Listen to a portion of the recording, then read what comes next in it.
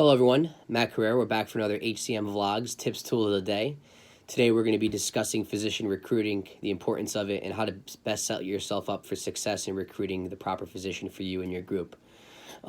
Typically, the most important thing is to find a physician recruiting firm that best fits for your needs. At that point, you would usually negotiate a fee or a term that, once the physician is hired, that you would pay this organization for doing the work as far as vetting out all the resumes and ensuring that, their credentials match up as far as the med schools and their licensing and everything is pending and their board certifications. That saves the practice a great ordeal of time.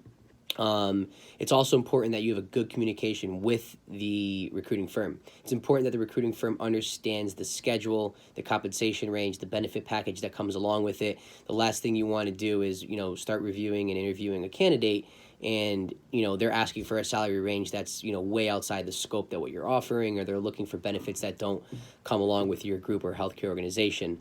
The more in detail the doctor has information on the job search in your organization, the better that your interviewing process is going to go. So I always really suggest that I sit down with the recruiting firm and we make sure that they understand the schedule, the days the doctors are going to be working, the amount of times that they're going to be on call, whether they're going to be working weekend shifts or not. Do they have to cover holidays?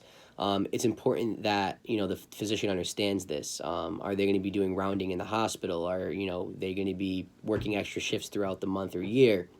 The more the doctor understands the schedule, the better they're going to be familiar and understand your group at an entirety. All these tips will allow for you to find the right fit and match. Typically, we go forward with reviewing each resume and matching it up to the clinical skills they have and that they want to come to our geographical location, obviously. The next point is usually an email to the candidate to set up a phone call.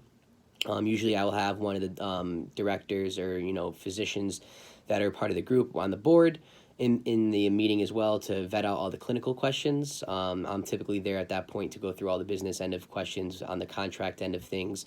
It's important that you have an attorney who drafts up a legally binding contract as well.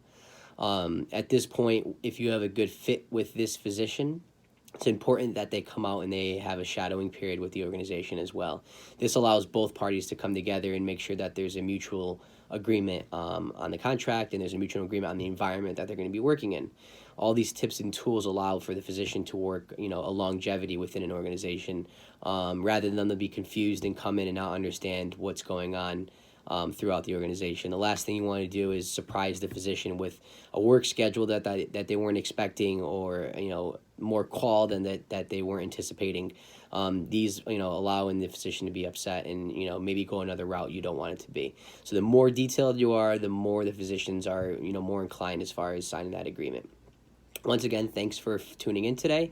If you have any questions on physician recruiting or any opinions or any feedback that you would like to provide, please leave me a message or you can email me below. Thank you so much. Bye-bye.